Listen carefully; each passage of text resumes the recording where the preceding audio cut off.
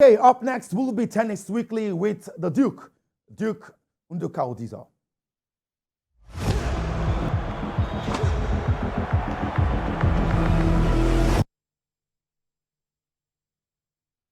All right, joining us live on the program from Houston, Texas is former tennis player and the Grand Slam participant, Duke Odizor. He's live on the show right now. Glad to have you on the program.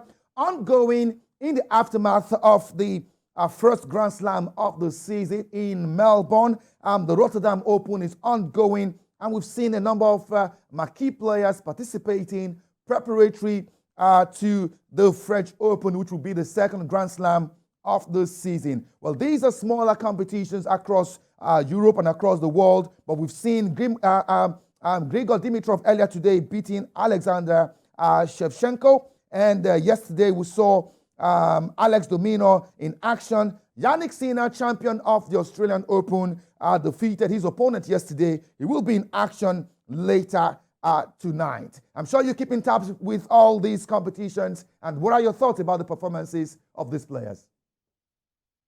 Well, good afternoon. Good afternoon to my Nigerian friends and my Nigerian citizens. It's wonderful to see great tennis tournaments going on, especially after the Australian Open, because a lot of the time after the major events or major Grand Slams, there are plenty of injuries. But I'm glad to see so far no injuries, and a lot of the guys are flying high. You mentioned Dimitrov played really well. It was another great match last night, actually, was Monfils and Sinner. It was a good match. Of course, the Australian Open champion won the match, and he's moving on to the next level. But it's been wonderful seeing these competitions going on. I hope one day we can have similar events or some of the non-Grand Slam events in Nigeria.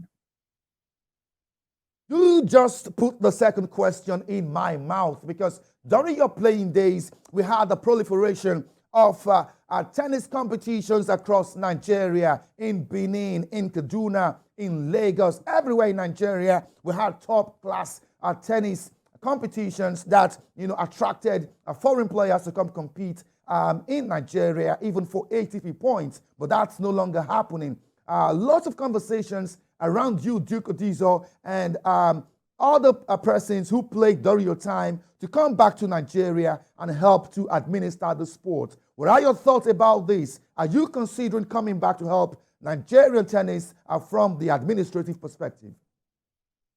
Absolutely, absolutely. A lot of us, in fact, there's a new forum here in America, the Nigerian Diaspora Tennis Development Forum.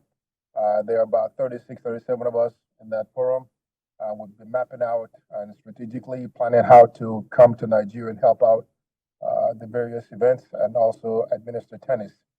Of course, the administration of tennis is quite difficult because some of those guys back home, the administrators at home, they really don't want some of the foreigners coming in to rain on their parade. But I think it's time we do so because they've had the parade for so long. And there's a definition of insanity in business world. If you keep doing the same thing over and over, you get the same result. That's insanity.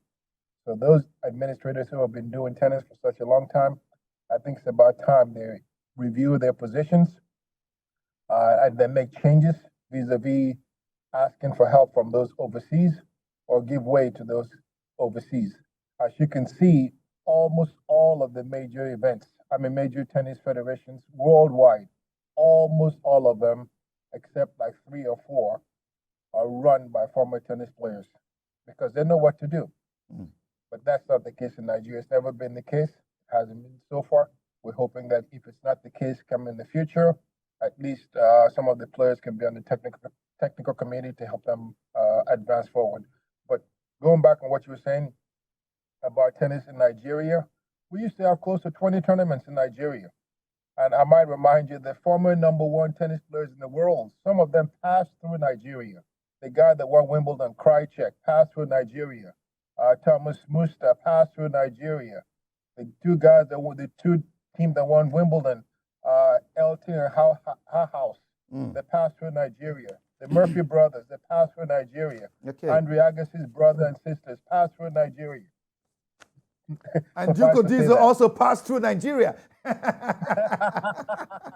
Yes, I was All born right. in Nigeria. I passed through Nigeria. As a matter of fact, most people forget. I got plenty of offers to play for different countries, but that's my country. I Okay. never gave it up, and even till today, I haven't changed my citizenship. Okay.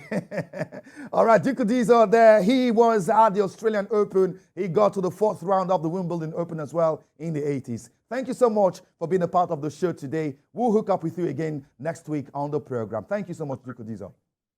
My pleasure. Thank you.